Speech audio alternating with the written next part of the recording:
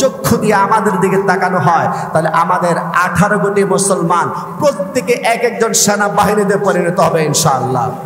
আরো যারা বলেন ঠিক কিনা?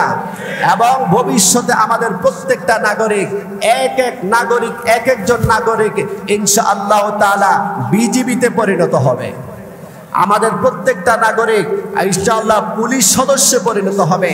তারপরে আমাদের দেশ স্বাধীন বাংলাদেশ, আমাদের এই স্বাধীন বাংলাদেশের 1 ইঞ্চি জমিনও আমরা জবরদখল করে নিয়ে দেওয়ার জন্য আমরা দেব না ইনশাআল্লাহ। রাজি আছেন ইনশাআল্লাহ? সত্যায়ন টিভি, শুদ্ধতা ছড়াই প্রাণে প্রাণে। দেশপ্রেম এটা ইসলামে আছে কি নাই, কোরআন ও হাদিসে আছে কি নাই, আমরা এ মর্মে ইনশাআল্লাহ আলোচনা করব এবং আলোচনা শুনব। দেশপ্রেম নিয়ে আলোচনা এই জন্য জরুরি মনে করছি, যেহেতু ইদানিং আমাদের সীমান্ত দিয়ে বিভিন্ন বিপদ আপদ ঘটছে আমরা দেখতে পাচ্ছি।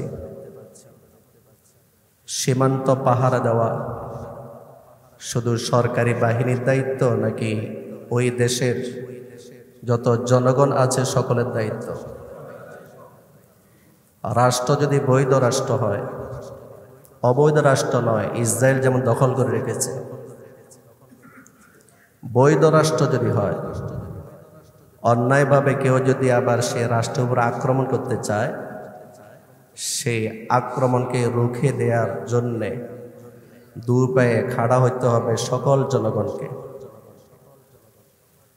এটা একটা বিপদ, পুরো দেশের জনগণের উপর একটা বিপদ। বিপদ কখনো ব্যক্তির উপর আসে, বিপদ কখনো পরিবারের উপর আসে, বিপদ কখনো সমাজের উপর আসে, বিপদ কখনো রাষ্ট্রের উপর আসে। ব্যক্তির উপর বিপদ, যেমন অসুস্থতা, এটা বিপদ, ব্যক্তিগত বিপদ। ব্যক্তিগত বিপদ কেন আসে? তার পাকস্থলে ত্রুটিপূর্ণ হওয়ার কারণে। কি ত্রুটিপূর্ণ হওয়ার কারণে? পাকস্থলে আমরা যে খানা গ্রহণ করে খাই, পাকস্থলে যার সবল না দুর্বল, এখান থেকে সারা শরীরের অন্যান্য অঙ্গের মধ্যে বিভিন্ন ত্রুটি দেখা দেয়। তো পাকস্থলী কেন দুর্বল হয়? বেশি আহার করার কারণে, বেশি খেলে পাকস্থলী দুর্বল হয়। সময় মতো আহার না করলে পাকস্থলী দুর্বল হয়। সময় মতো না ঘুমালে পাকস্থলী দুর্বল হয়। অপবিত্র থাকলে, পরিষ্কার পরিচ্ছন্ন না থাকলে, আরো বিভিন্ন কারণ থাকতে পারে। যে ব্যক্তি 5 ওয়াক্ত নামাজ পড়ে, এই ব্যক্তির উপর যে 4টা কারণ বললাম ব্যক্তিগতভাবে অসুস্থ হওয়ার, এই অসুস্থতা আসবে না। যেমন কোনো ব্যক্তি যদি ফজর নামাজ পড়ে, সে অবশ্যই আগে উঠতে হবে। সে আগে উঠবে, ফজর নামাজ আদায় করবে, সকালবেলা একটু হাঁটতে বের হবে। সকালবেলার অক্সিজেন শরীরের জন্য খুব উপকারী। নিঃশ্বাসের সাথে এই অক্সিজেনটা পাকস্থলীতে যাবে, পাকস্থলী শক্তিশালী হবে, রোগ প্রতিরোধ ক্ষমতা বাড়বে। এই লোকটা আসার পর নাস্তা করবে, কিছু হেঁটে আসার পর ব্যায়াম করার পর নাস্তা করবে, সময় মতো নাস্তা, বিভিন্ন কাজ করবে, জোহরের নামাজের অপেক্ষা করবে। জোরে আজান দেবে, নামাজ পড়বে, সে অবশ্যই খাবার গ্রহণ করবে, সময় মতো খাবার গ্রহণ করবে। জোহরের নামাজের পর ঘুম অথবা ব্যক্তিগত কোনো কাজ করবে, সে আসরের নামাজের অপেক্ষা করবে। আসরের নামাজ আদায় করার পর মাগরিবের অপেক্ষা করবে। মাঝামাঝি সময় সে এত দূর যাবে না যেখানে মসজিদ পাওয়া যাবে না, নামাজ আদায় করা যাবে না, আশেপাশে থাকবে, ফলে সে বিভিন্ন অ্যাক্সিডেন্ট থেকে রক্ষা পাবে। মাগরিবের নামাজ আদায় করার পর সে হয়তো কিছু হালকা নাস্তা করবে, অথবা কেউ মাগরিবের আগেও হালকা নাস্তা করতে পারে। এশারের নামাজের অপেক্ষা করবে মাগরিবের নামাজ আদায় করার পর। এশার নামাজ আদায় করার পর যেহেতু তার বাহিরে কোনো আড্ডা নেই, সে অবশ্যই খাবার গ্রহণ করে এই নিয়তে শুয়ে যাবে যে ফজরের নামাজ জামাতের সাথে আমাকে আদায় করতে হবে। তাহলে যে ব্যক্তি 5 ওয়াক্ত নামাজ আদায় করে সে ব্যক্তি কমপক্ষে 5 বার ওযু করবে। দেখেন 5 ওয়াক্ত নামাজের মধ্যে আমি কি কি পেলাম? সময় মতো আহার করতে পারলাম, সময় মতো নিদ্রা যেতে পারলাম, সময় মতো আমি কমপক্ষে 5 বার পবিত্রতা অর্জন করার কারণে আমার শরীরে ময়লা আবর্জনা জমে বিভিন্ন রোগ থেকে আমি মুক্তি পেয়ে গেলাম, কারণ কোনো ময়লা আবর্জনা জমা হইতেই পারবে না 5 বার ওযু করলে। 5 ওয়াক্ত নামাজ যে ব্যক্তি আদায় করবে তার পাকস্থলী অবশ্য শক্তিশালী হবে, আর পাকস্থলী যখন শক্তিশালী হবে তখন শরীরের অন্যান্য অঙ্গ প্রত্যঙ্গ শক্তিশালী হবে, রোগাক্রান্ত হবে না, ফলে সে ব্যক্তিগতভাবে যে অসুস্থ হওয়ার সম্মুখীন হইতো সেটা আর হবে না। এখন কি করা আমাদের? অতীতে যা অলসতা আমরা করেছি তার জন্য তওবা করতে হবে। ভবিষ্যতে 5 ওয়াক্ত নামাজ বা জামাত আদায় করার জন্য সচেষ্ট হইতে হবে, ব্যক্তিগত পেরেশানি এবং অসুস্থতা দূর করার জন্য। আরেকটা বলেছিলাম, পেরেশানি এবং বিপদ আসে পারিবারিকভাবে, পরিবারের উপর বিপদ আসে। সবচেয়ে বড় বিপদ পরিবারের উপর অর্থনৈতিক বিপদ, ঠিক কিনা বলেন? অর্থনৈতিক বিপদ। এই অর্থনৈতিক বিপদটা কেন আসে? সেটা আসে অপচয় করার কারণে। স্ত্রীর মনের আশা, মনের তামান্না, স্ত্রীর চাহিদা পূরণ করতে গিয়ে অনেক স্বামী হারাম ব্যবসায় লিপ্ত হয়ে পড়ে, হারাম ভাবে উপার্জন করা শুরু করে।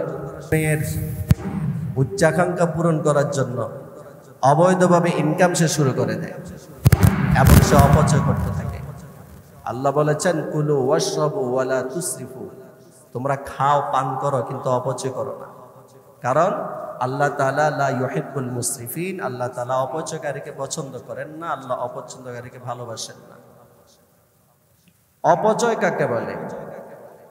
অপচয় বলা হয় যা চলতে প্রয়োজন হয় এর বাইরে খরচ করা।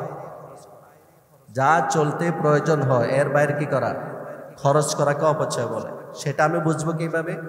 যেমন কোনো একটা জিনিস আমার কাছে নেই, আমার প্রয়োজন পড়েছে, সাথে সাথে জিনিসটা আমি কিনবো না, কিছুদিন অপেক্ষা করব, দ্বিতীয়বারও কিছুদিন পরে আমার ওই জিনিসটা আবার প্রয়োজন হয়ে পড়ল, তাও কিনবো না, আবার একটু অপেক্ষা করব, তৃতীয়বারও আমার একই সমস্যা হয়ে গেল একটা জিনিসের জন্য। এখন বুঝতে হবে এটা আমার অপচয় হবে না, বরং প্রয়োজন হবে, তখন আমি জিনিসটা কিনবো। কারণ বারবার আমি সমস্যার সম্মুখীন হচ্ছি, তবে সমস্যাটা বৈধ সমস্যা হইতে হবে, অবৈধ সমস্যা হইলে হবে না। কারণ আপনার ছেলে মেয়ে যদি বলে আব্বু আমি টিভি দেখবো, একটা টিভি আনেন, তাহলে ঘরে টিভি না থাকা একটা সমস্যা। বলেন ঘরে টিভি না থাকা এটা বৈধ সমস্যা নাকি অবৈধ সমস্যা? অবৈধ সমস্যা। এখন আপনি যদি মনে করেন যে আমার ঘরে যদি টিভি না থাকে আমার ছেলে মেয়ে অন্যের ঘরে যাবে, এটা কেমন হয়? এটা প্রয়োজন, আমি একটা টিভি নিয়ে আসি। তাহলে আমি যে 3 বার অপেক্ষা করার জন্য বলেছি, প্রয়োজন কিনা পরীক্ষা করার জন্য, কেমন প্রয়োজন? বৈধ প্রয়োজন নাকি অবৈধ প্রয়োজন? কথা বলেন।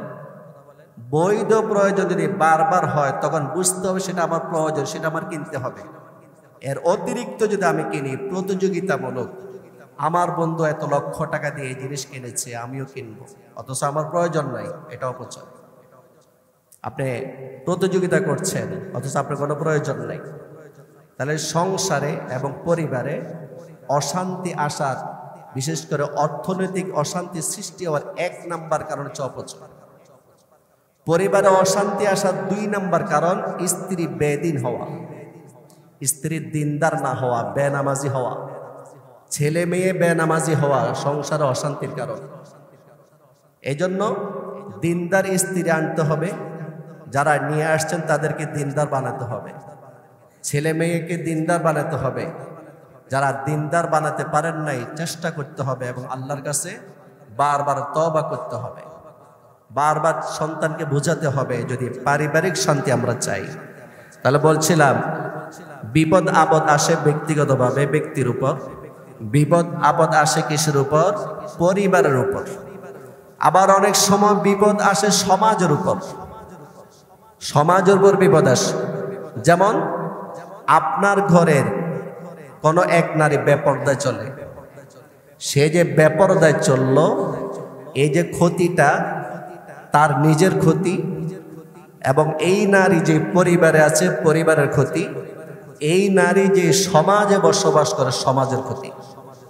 কারণ তার এই তার বেপরদাভাবে চলাফেরা করা পরিবারের মধ্যে সীমাবদ্ধ থাকবে না, দোকানে দোকানে তাকে নিয়ে সমালোচনা হবে, এবং তাকে দেখে সমাজের আরো একজন নারী ওইভাবে চলার জন্য সে চেষ্টা করবে, সমাজের মধ্যে বিশৃঙ্খলা সৃষ্টি হবে। তাহলে বেপরদা এটা এমন একটা গুনাহ, যে গুনার কারণে ব্যক্তির উপরও সমস্যা, পরিবারের উপরও সমস্যা, সামাজিকভাবেও কি সমস্যা। এই জন্য আমাদের এখান থেকে ফিরে আসতে হবে, পর্দার বিধান মেনে চলতে হবে। এটা হলো পরিবারের উপর সমস্যা যদি হয়। আরেকটা কি বলছি? রাষ্ট্রীয়ভাবে বিপদ আসে। কিভাবে বিপদ আসে? রাষ্ট্রীয়ভাবে বিপদ আসে। কোন গুনাহকে যদি রাষ্ট্রীয়ভাবে সমর্থন করা হয়, কোন গুনাহকে যদি রাষ্ট্রীয়ভাবে সমর্থন করা হয়, তখন সেই রাষ্ট্রের উপর আল্লাহ তাআলা, যেমন 2-3 দিন আগে আপনারা শুনেছেন মিডিয়ার কল্যাণে কোন এক জেলার ঈদগাহ ময়দানে কনসার্টের ব্যবস্থা করেছে। আর একটু জোরে বলে নাউজুবিল্লাহ। কোন ময়দানে কনসার্টের ব্যবস্থা করেছে? ঈদগাহ ময়দানে। বছরে 2টা জামাত হয়, ঈদুল ফিতর আর ঈদুল আজহা। এমন মাঠে তারা গানের আয়োজন করছে। এখন সরকার যদি বাধা না দেয়, আমি তো বাধা দিতে পারবো না ব্যক্তিগতভাবে, সমাজ একটা গ্রাম 2টা গ্রাম মিলে বাধা দিলেও সমস্যা। এটা কার দায়িত্ব বলেন? দায়িত্বটা কার? রাষ্ট্রীয়ভাবে যদি গুনাহকে সমর্থন দেওয়া হয়, তখন রাষ্ট্রের উপর বিপদ আসে। এখন বলেন, ভারত সীমান্তে, আমাদের বাংলাদেশ সীমান্তে যে একটা অশান্তি সৃষ্টি হয়েছে, এটার কারণ আমরা সহজে বুঝতে পেরেছি। অনেক গুনাহ আছে যে গুনাহগুলাকে, যে অপরাধগুলাকে রাষ্ট্রীয়ভাবে সমর্থন দেওয়া হচ্ছে, ঠিক কিনা বলেন? শুধু তাদের দোষ দিলে হবে না যে তারা আক্রমণ করে কেন, তারা কেন অবৈধভাবে আন্তর্জাতিক আইন লঙ্ঘন করে বেড়া দেওয়ার চেষ্টা করছে। তাদেরটা অন্যায়, আর তাদের অন্যায়ের আগে দেখতে হবে আমরা কি কি অন্যায় করছি। আল্লাহ আমাকে এত শান্তিতে রাখার আল্লাহর কি প্রয়োজন? কোন সন্তান উপার্জন করার বয়স হলে যদি উপার্জন না করে, তখন মা এবং বাবার কাছেও সেই আদরের সন্তান থাকতে পারে না। বলবে যে তোমার বয়সে অমুক মাসে এত টাকা ইনকাম করে, তোমার কি হয়েছে, তুমি কি করো? অথচ এই সন্তানের জন্য মা বাবার জান প্রাণ ছিল। তাহলে যে আল্লাহর বিধান আমরা প্রতিনিয়ত লঙ্ঘন করছি, আর আল্লাহ আমাদেরকে শুধু শান্তিতে খাওয়াবে আর ঘুম পাড়াবে, আল্লাহ তো ঠেকা পড়ে নেই। তাহলে ব্যক্তি হিসাবে যদি গুনাহ করে, ব্যক্তির উপর বিপদ আসে। পরিবারে যদি গুনাহ করে এবং পরিবার যদি সমর্থন দেয়, পরিবার উপর বিপর্যয় আসে, বিপদ আসে। সমাজ যদি সমর্থন দেয় কোনো গুনাহকে, সমাজের উপর আসে। রাষ্ট্রীয়ভাবে যদি কোনো গুনাহ করা হয় অথবা সমর্থন দেওয়া হয়, রাষ্ট্রের উপরও বিপদ আসে। কথাকে বুঝাতে পারছি? তো এখন আমাদের করণীয় কি? যেই কারণে বিপদ আসে সে কারণকে দূর করতে হবে। কি বলছি বলেন তো? যে কারণে বিপদ আসে সেই কারণটাকে কি করতে হবে? দূর করতে হবে। আমরা কি করি? বিপদের কারণকে দূর করার জন্য চেষ্টা করি না, সরাসরি বিপদকে দূর করার জন্য চেষ্টা করি। যেমন সীমান্তে যে সমস্যাটা হচ্ছে, সরাসরি সমস্যা দূর করার চেষ্টা করছি, কিন্তু এই সমস্যার কারণকে দূর করার জন্য চেষ্টা করতেছি না, অর্থাৎ গুনাহ বন্ধ করতেছি না। সমস্যার সমাধান তখন হবে যখন সমস্যার কারণকে দূর করা হবে। বলেন, সমস্যার সমাধান কখন হবে? সমস্যাকে দূর করলে নাকি সমস্যার কারণকে দূর করলে? যেমন মনে করেন একজন লোক হঠাৎ করে তার হাত কারেন্টের তারের সাথে লেগে গেছে, এখন কারেন্ট তাকে শক করেছে, বা পায়ের সাথে লাগছে, পা অনেক কষ্ট পাচ্ছে। এখন সে যদি ওই তারকে হাত দিয়ে ধরে, একটু আগে তার পা কষ্ট পেয়েছিল, এখন হাতও কষ্ট পাবে। সরাসরি বিপদকে দূর করার জন্য চেষ্টা করা যাবে না এখানে, বরং বিপদকে দূর করার কারণ হচ্ছে সুইচ অন থাকা। সেই সুইচ অন থাকাটা হচ্ছে কারণ বিপদের। এই কারণটাকে দূর করতে হবে, অর্থাৎ সুইচকে অফ করে দিতে হবে, তখন কারণটা এমনিতেই দূর হয়ে যাবে। আর বিপদের কারণ যখন দূর হয়ে যাবে, বিপদও দূর হয়ে যাবে। ঠিক তদ্রূপভাবে আল্লাহ পাক রব্বুল আলামিন ব্যক্তির উপর যখন কোনো বিপদ দেন, পরিবারের উপর যখন কোনো বিপদ দেন, সমাজের উপর যখন বিপদ দেন, রাষ্ট্রীয়ভাবে যদি কোনো বিপদ দেন, তখন বুঝতে হবে কোনো কারণ আছে। সেই কারণকে যদি আমরা দূর করে দিতে পারি, আল্লাহ পাক রব্বুল আলামিন অশান্তি দূর করিয়া শান্তি দান করবে। সুবহানাল্লাহ। আরেকটা উদাহরণ, একটা কূপ বা একটা পুকুর, একটা বিড়াল মারা গেছে, অনেক দিন হয়ে গেছে, বিড়ালটা পচে গেলে দুর্গন্ধ বেরোচ্ছে পানি থেকে। কোন ব্যক্তি যদি মৃত বিড়ালকে না ফেলিয়া পানি ফেলতে থাকে, শুধু দুর্গন্ধ দূর হবে? এখন কোন ব্যক্তি দুর্গন্ধকে সরাসরি দূর করার জন্য চেষ্টা করে, আপনি হাজারো বালতি পানি ফেলেন, দুর্গন্ধ দূর হবে না, বরং দুর্গন্ধ সৃষ্টি হওয়ার কারণ, অর্থাৎ মৃত বিড়ালকে পানি থেকে ফেলে দিতে হবে। পানি থেকে যখন আপনি ফেলে দিবেন, অটোমেটিক দুর্গন্ধটা কি হয়ে যাবে? দূর হয়ে যাবে। তাহলে আশা করে বুঝতে পেরেছেন, আমাদের উপর আল্লাহ তাআলা যত বিপদ আপদ দেন, এগুলো আসলে আমাদের হাতের কামাই। এটা আমি আমার থেকে বলছি না, আল্লাহ পাক রব্বুল আলামিন পবিত্র কোরআন বলেন, ওয়ামা আসাবাকুম মিন মুসিবাতিন ফাবিমা কাসাবাত আইদিকুম ওয়া ইয়াফু আন কাসীর।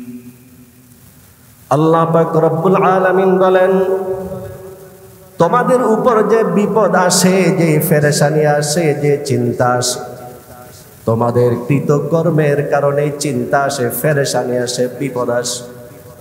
ওয়া ইয়াফু আন কাসীর, আর তোমাদের অনেক অপরাধ তো মহান আল্লাহ তাআলা ক্ষমা করে দেন। এই আয়াতের মধ্যে আল্লাহ পাক রব্বুল আলামিন বলেছেন, সব অপরাধের শাস্তি তোমাদেরকে আমি আল্লাহ দিই না, বরং কিছু কিছু অপরাধের শাস্তি আমি আল্লাহ তোমাদেরকে দিই। বোঝা গেল, যখন আমাদের উপর কোনো বিপদ আসে, আমাদের হাতের কামাইয়ের কারণে আসে, আমাদের কৃতকর্মের কারণে আসে। কেন বিপদ দেন সেটাও আল্লাহ পাক রব্বুল আলামিন অন্য আয়াতে বলে দিয়েছেন, যাহারাল ফাসাদু ফিল বাররি ওয়াল বাহরি বিমা কাসাবাত আইদিন নাস লিয়ুযীকাহুম বা'দাল্লাযী আমিলু লাআল্লাহুম ইয়ারজিউন।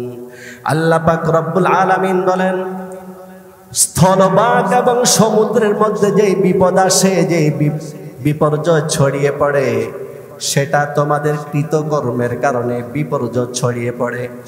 আর আমি আল্লাহ কিছু কিছু গুনাহের এবং অপরাধের শাস্তি এই জন্য দিয়ে থাকি, লাআল্লাহুম ইয়ারজিউন, যাতে করে অপরাধীরা অপরাধ থেকে ফিরে আসে। আল্লাহু আকবার বলেন। কি বুঝলাম ভাই বলেন? এই দুইটা আয়াত থেকে আমরা বুঝলাম, বিপদ আপদ আসে আমাদের কারণে, আমাদের কৃতকর্মের কারণে আমাদের উপর বিপদ আসে। আর আল্লাহ পাক রব্বুল আলামিন শাস্তি এই জন্য দেন, যাতে করে আমরা ওই শাস্তিটা পাইয়া বিপদের সম্মুখীন হইয়া ওই গুনাহ থেকে ফিরে আসি। এটা আল্লাহ তাআলার একটা করুণা। তাহলে অসুস্থ হওয়া এটাও আল্লাহ তাআলার নিয়ামত। এই দৃষ্টিকোণ থেকে নিয়ামত যে আল্লাহ চান আমার এই গুনাহগার বান্দাটা গুনাহ করতে করতে করতে করতে দুনিয়াতে অশান্তি থাকবে, আখিরাতে জাহান্নামের আগুনে জ্বলবে। আমি আল্লাহ এটা চাই না, বরং তাকে কিছু অসুস্থতা দিয়ে দিব, কিছু বিপদ দিয়ে দিব, কিছু পেরেশানি দিয়ে দিব, যাতে করে আমার এই গুনাহগার বান্দা বান্দি তাদের গুনাহ থেকে ফিরে আসিয়া দুনিয়াতেও শান্তি লাভ করতে পারে, আখিরাতেও যেন শান্তি লাভ করতে পারে। আল্লাহু আকবার বলেন। তাহলে বলেন, মানুষের অসুস্থতা এটা নেয়ামত নাকি নেয়ামত না? কেমন নেয়ামত? বড় নেয়ামত। কারণ বড় নেয়ামত কেন? দুনিয়ার মধ্যে আমাদের হায়াত হচ্ছে সীমিত হায়াত। আল্লাহ পাক রব্বুল আলামিন আমাদেরকে যে হায়াত দান করেছেন, হায়াত শেষ হয়ে যাবে, দুনিয়া থেকে বিদায় নিতে হবে। আর শরীরে অঙ্গ প্রত্যঙ্গ যেগুলো আছে, মরে যাওয়ার পর এই অঙ্গ প্রত্যঙ্গগুলো পচে যাবে, মাটি খেয়ে ফেলবে। আর দুনিয়ার মানুষ যত অসুস্থ হোক না কেন, বেশি থেকে বেশি অঙ্গগুলো শেষ করে দেবে, কিন্তু ঈমান কিন্তু রোগগুলা শেষ করতে পারবে না। আর আমরা যদি পরিপূর্ণ ঈমান নিয়ে আখিরাতে আল্লাহর দরবারে উপস্থিত হতে পারি, তাহলে এই ঈমানের বদৌলতে আল্লাহ তাআলা আমাদেরকে জান্নাত দান করবে। বড় নেয়ামত। কোন ব্যক্তি যদি অসুস্থ হয়ে মারা যায়, আর সেই যদি আল্লাহ পাক রব্বুল আলামিনের কাছে তওবা করে, তাকে বলা যাবে না লোকটা গুনাহ করার কারণে বিপদে পড়ে মারা গেছে। হইতে পারে আল্লাহ পাক রব্বুল আলামিন এই বিপদ দিয়া জীবনের সমস্ত গুনাহ মাফ করিয়া তাকে জান্নাত দান করবে। এই কথাটা আল্লাহ পাক রব্বুল আলামিন বলেছেন, ফামান তাবা মিন বা'দি যুলমিহি ওয়া আসলাহা ফাইন্নাল্লাহা ইয়াতুবু আলাইহি ইন্নাল্লাহা গফুরুর রহিম। আল্লাহ পাক রব্বুল আলামিন বলেন, কোন ব্যক্তি যদি অপরাধ করার পর তওবা করে, কোন ব্যক্তি যদি গুনাহ করার পর খাঁটি মনে তওবা করে, ফাইন্নাল্লাহা ইয়াতুবু আলাইহি, ওই ব্যক্তির তওবা নিশ্চয় আল্লাহ পাক রব্বুল আলামিন কবুল করে নেবেন। ইন্নাল্লাহা গফুরুর রহিম, কারণ আল্লাহ পাক রব্বুল আলামিন হচ্ছে ক্ষমাশীল, রহিম আল্লাহ পাক রব্বুল আলামিন হচ্ছেন পরম দয়ালু। কি বুঝলাম ভাই? আমাদের উপর যত পেরেশানি আসে, যত বিপদ আসে, আমাদের কৃতকর্মের কারণেই আসে। সুতরাং সরাসরি বিপদকে দূর করতে না গিয়া যেই কারণে বিপদ আসছে সেই কারণগুলোকে আমরা দূর করার জন্য চেষ্টা করবো ইনশাআল্লাহ। আসেন এবার দেশপ্রেম। সীমান্তের মধ্যে যে অশান্তি সৃষ্টি হয়েছে, এই অশান্তিকে দূর করার জন্য কারণগুলো দূর করতে হবে। যে ব্যক্তি ব্যক্তিগতভাবে কোনো গুনাহের মধ্যে লিপ্ত আছে, গুনাহ ছেড়ে দিতে হবে। এমন এমন গুনাহ আছে যে গুনার কথা স্ত্রী জানে না, স্বামী এমন গুনাহ করে। আবার স্ত্রী এমন গুনাহ করে যে গুনার কথা স্বামী জানে না। এমন এমন গুনাহ করে সন্তানগুলো, যেই গুনাহগুলোর কথা মা বাবা জানে না। আর মা বাবা এমন এমন গুনাহগুলো করে যে গুনাহগুলোর খবর সন্তানের কাছে নেই।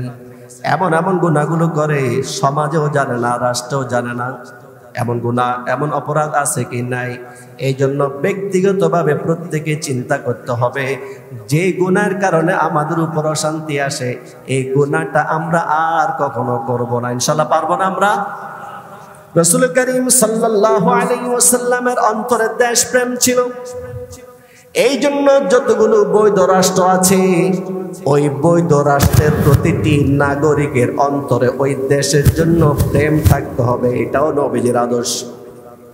নবীজি শুধু নামাজের জন্য আদর্শ নয়, নবীজি নামাজের জন্য আদর্শ, নবীজি রোজার জন্য আদর্শ, নবীজি হজের জন্য আদর্শ, নবীজি যাকাতের জন্য আদর্শ, নবীজি পিতা হিসাবে আদর্শ, নবীজি নানা হিসাবে আদর্শ। তদ্রূপভাবে দেশ প্রেমের ব্যাপারেও আমাদের জন্য নবীজি আদর্শ। আল্লাহু আকবার বলেন।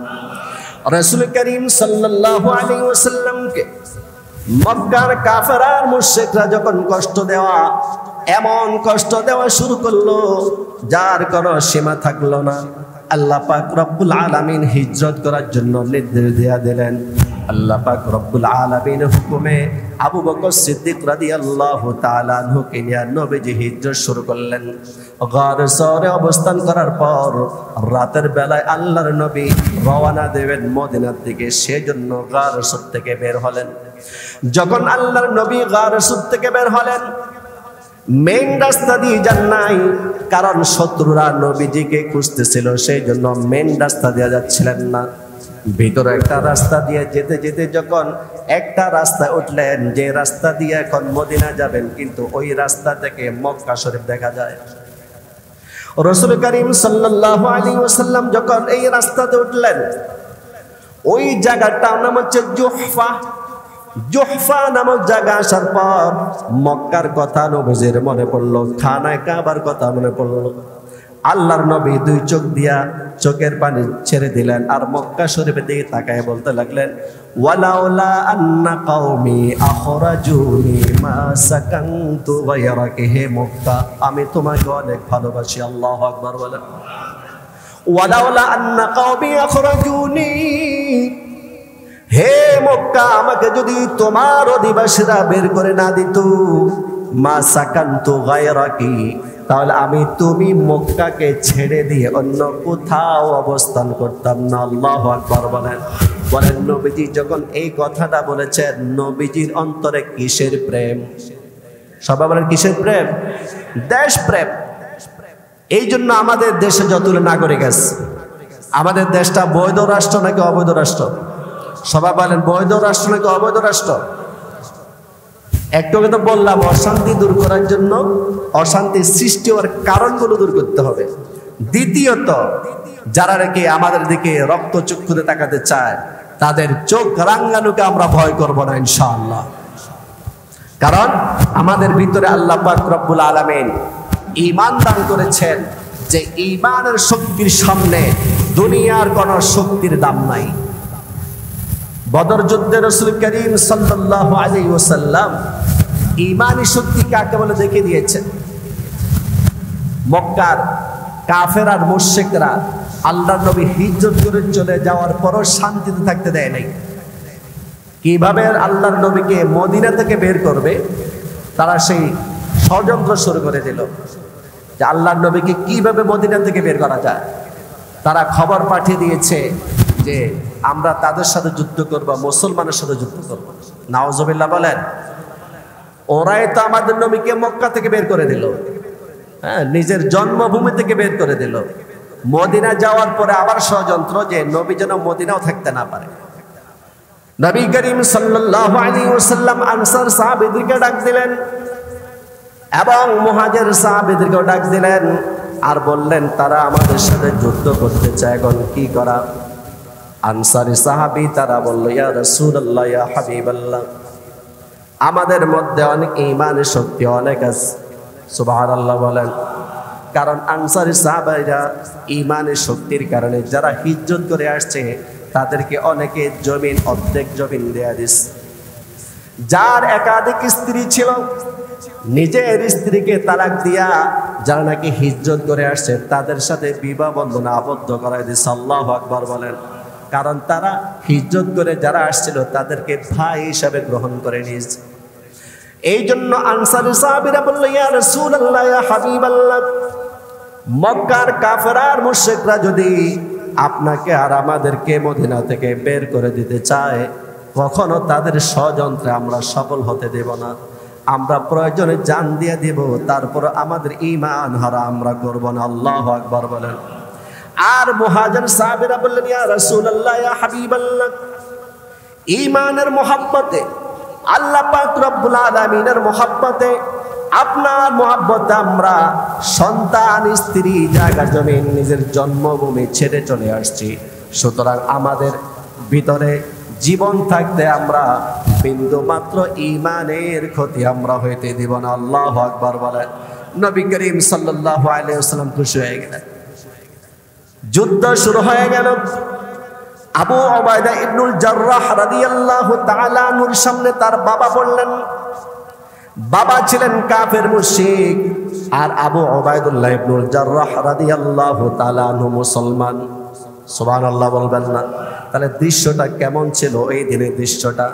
বাবার হাতেও তলোয়ার, সন্তানের হাতেও তলোয়ার। ইসলাম বলে তোমার বাবা যদি অমুসলমান হয়ে যায়, অথবা তুমি অমুসলিম ছেলে পরবর্তীতে ইসলাম ধর্ম গ্রহণ করার পর তোমার বাবা যদি এখন ইসলাম ধর্ম গ্রহণ না করে, তোমার মা এবং বাবা যদি কাফের মুশরিক থেকেও যায়, তাদের সাথে কিন্তু সৎ ব্যবহার করবা, ভালো আচরণ করবা। আবু উবাইদুল্লাহ ইবনুল জাররাহ রাদিয়াল্লাহু, আবু উবাইদা ইবনুল জাররাহ রাদিয়াল্লাহু তাআলা আনহু অন্তরে মা এবং বাবার শ্রদ্ধা জেগে উঠল। উনি তরবারিটা একটু নিচু করলেন, কিন্তু বাবা তো কাফের আর মুশরিক, সে তো দুনিয়াদার, তার অন্তরে কিন্তু কোনো অনুকম্পা নেই, কোনো মায়া নেই, কোনো মহব্বত নেই সন্তানের প্রতি। বাবা চেষ্টা করলো সন্তানকে আঘাত করার জন্য। এখান থেকে দেখেন, তারা অমুসলিম, ওই অমুসলিম হওয়ার পরেও যেটা ইসলাম ধর্ম না, তাদের বাতিল ধর্মকে তারা কতটুকু ভালোবাসতো যে নিজের ধর্মের জন্য নিজের ছেলেকে আক্রমণ করে বসলো। আবু উবাইদা ইবনুল জাররাহ রাদিয়াল্লাহু তাআলা আনহু চিন্তা করলেন, এখন আর বাবার ছেলের সম্পর্ক নেই, কারণ আমার ভিতরে ঈমান আছে আর আমার বাবার ভিতরে কিন্তু ঈমান নাই। আবু উবাইদা ইবনুল জাররাহ রাদিয়াল্লাহু তাআলা আনহু তরবারে দিয়ে এমন জোরে আঘাত করলেন, সাথে সাথে বাবার শরীর থেকে মাথাটা আলাদা হয়ে গেল। আল্লাহু আকবার বলেন। তাহলে যেটা বলছিলাম যে মুসলমানদের মধ্যে এমন একটা শক্তি আছে যেটা পৃথিবীর মধ্যে অন্য ধর্মের যত লোক আছে, কোন ধর্মের লোকের মধ্যে এই জিনিসটা নাই। সেই জিনিসটার নাম কি? আরো জন, সেই জিনিসটার নাম কি? সুতরাং বলে দিতে চাই, আমাদের দেশ আয়তনে ছোট হইতে পারে, আমাদের দেশ আয়তনে ছোট হইতে পারে, আমাদের জনসংখ্যা কম হতে পারে, কিন্তু মনে রাখতে হবে আল্লাহ পাক রব্বুল আলামিন এই 18 কোটি মুসলমান তো চক্ষু দিয়ে আমাদের দিকে তাকানো হয়, তাহলে আমাদের 18 কোটি মুসলমান প্রত্যেকে এক একজন সেনাবাহিনীতে পরিণত হবে ইনশাআল্লাহ। আরো যারা বলেন ঠিক কিনা? এবং ভবিষ্যতে আমাদের প্রত্যেকটা নাগরিক এক একজন নাগরিক ইনশাআল্লাহ তাআলা বিজিবিতে পরিণত হবে। আমাদের প্রত্যেকটা নাগরিক ইনশাআল্লাহ পুলিশ সদস্যে পরিণত হবে। তারপরে আমাদের দেশ স্বাধীন বাংলাদেশ, আমাদের এই স্বাধীন বাংলাদেশের 1 ইঞ্চি জমিনও আমরা জবরদখল করে নিয়ে দেওয়ার জন্য আমরা দেব না ইনশাআল্লাহ। রাজি আছেন ইনশাআল্লাহ? যেটা বলতেছিলাম, আল্লাহ পাক রব্বুল আলামিন আমাদেরকে ইবাদত করার জন্য সৃষ্টি করেছেন, গুনাহ করার জন্য সৃষ্টি করেন নাই। সেই জন্য যখনই দেখবেন কোনো বিপদ আসে, এই বিপদের 1 নাম্বার কারণ হচ্ছে আমাদের হাতের কামাই, আমাদের কর্মফল। আরো 2টা কারণ আছে বিপদ আসার। আরো কয়টা কারণ আছে? কয়টা কারণ বললাম? আছে কয়টা কারণ বললাম? 1টা কারণ বলেছি যে বিপদ আসে গুনাহের কারণে। বিপদ আসে কিসের কারণে? গুনাহের কারণে। তারপর আমি বাহ্যিকভাবে আলোচনা করেছি যে বিপদ আসে কখনো ব্যক্তির উপর, কখনো পরিবারের উপর, কখনো সমাজের উপর, কখনো রাষ্ট্রের উপর। তো আল্লাহ পাক রব্বুল আলামিন আমাদের নবীর মন যখন খারাপ হয়ে গেছিল, তখন আল্লাহ তাআলা ওয়াদা করেন, হে নবী আপনি মন খারাপ করবেন না, কারণ আমি আল্লাহ আপনাকে আবার স্বদেশে ফিরিয়ে আনবো। সুবহানাল্লাহ বলেন। ইন্নাল্লাযী, যে আল্লাহ তাআলা ফারাদা আলাইকাল কোরআন, আপনার উপর কোরআনের বিধান চালু করে দিয়েছেন, আপনাকে বলেছেন আল্লাহ কোরআন অনুযায়ী চলার জন্য, সে আল্লাহ লারাদুকা ইলা মাআদ, সে আল্লাহ অবশ্যই আপনাকে স্বদেশে ফিরিয়ে আনবেন। সুবহানাল্লাহ বলেন। তো আল্লাহ পাক রব্বুল আলামিন 8ম হিজরিতে ফতহ মক্কা দান করেছেন। ফতহ মক্কা দান করেছেন অর্থাৎ রাসূল করিম সাল্লাল্লাহু আলাইহি ওয়াসাল্লাম মক্কা অভিযানের নিয়ত করলেন, বিনা বাধায় মুসলমানরা মক্কা শরীফে ঢুকে গেছে। সুবহানাল্লাহ বলেন। মক্কা শরীফে ঢোকার পর সাধারণ ঘোষণা করলেন, প্রতিশোধ নেন নাই, সাধারণ ক্ষমা ঘোষণা করছেন। 2জন সাহাবী আছে, এটা ভিন্ন কথা আছে। আবার রমজান মাসে 2য় হিজরিতে বদর যুদ্ধ করলেন, মদিনাকে রক্ষা করার জন্য মক্কার কাফের আর মুশরিকদের আক্রমণ থেকে। 2য় হিজরিতে রমজান মাসে বদর যুদ্ধ করছেন কেন? মক্কার কাফের আর মুশরিকদের ষড়যন্ত্র থেকে মদিনাকে রক্ষা করার জন্য। আর 8ম হিজরিতে রাসূল করিম সাল্লাল্লাহু আলাইহি ওয়াসাল্লাম আবার ফতহ মক্কা করলেন। দেশপ্রেম থাকার কারণেই রাসূল করিম সাল্লাল্লাহু আলাইহি ওয়াসাল্লাম মনটা খারাপ হয়ে গিয়েছিল। সেজন্য আল্লাহ পাক রব্বুল আলামিন বলেছেন, ইন্নাল্লাযী ফারাদা আলাইকাল কুরআনা লারাদুকা ইলা মাআদ, যে আল্লাহ আপনার উপর কোরআনের বিধান চালু করেছেন, কোরআনকে আল্লাহ আপনাকে দিয়েছেন, সে আল্লাহ অবশ্য আপনাকে স্বদেশে ফিরিয়ে আনবেন। তাহলে বোঝা গেল দেশপ্রেমের কথা রাসূল করিম সাল্লাল্লাহু আলাইহি ওয়াসাল্লামের অন্তরে ছিল, এটা পবিত্র কোরআনেও আছে। এবং রাসূল করিম সাল্লাল্লাহু আলাইহি ওয়াসাল্লাম বলেছেন, ওয়ালাউলা আন্না কওমি আখরাজুনি মা সাকানতু গায়রাকি, যদি হে মক্কা তোমার অধিবাসীরা যদি আমাকে তোমার থেকে বের করে না দিত, তাহলে আমি তোমার কাছে থাকতাম, তোমার মধ্যে অবস্থান করতাম, আমি অন্য কোথাও আর থাকতাম না। এই জন্য আমরা সব সময় সজাগ থাকবো। দেশের শত্রু, বিদেশের শত্রু, দেশি এবং বিদেশি কোন রক্তচক্ষুকে আমরা ভয় করব না ইনশাআল্লাহ। রাজি আছি তো? আল্লাহ পাক রব্বুল আলামিন আমাদের সবাইকে বুঝার এবং আমল করার তৌফিক দান করুন। ওয়া আখিরু দাওয়ানা আলহামদুলিল্লাহি রাব্বিল আলামিন।